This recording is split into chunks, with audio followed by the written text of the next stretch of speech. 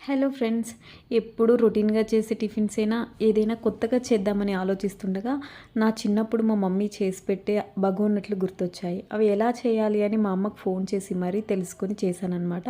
But taste మాత్రం అద్దిరిపోయిందంతే. ఎలా చేయాలో నేను చూపిస్తాను, మీరు కూడా ట్రై చేయండి, చాలా బాగుంటాయి.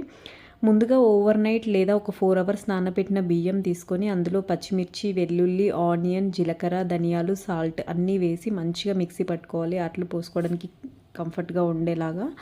తర్వాత ఒక బగోని తీసుకొని అందులో ఆయిల్, ఆవాలు, జీలకర్ర, పసుపు కొంచెం వేసి స్ప్రెడ్ చేసుకొని అందులో అట్టులాగా పోసుకోవాలి. ఆ పిండిని 2 సైడ్స్ మంచిగా వేయించుకొని తీసుకున్నట్లయితే ఎంతో టేస్టీగా ఉండే బగోని అట్లు రెడీ అనమాట.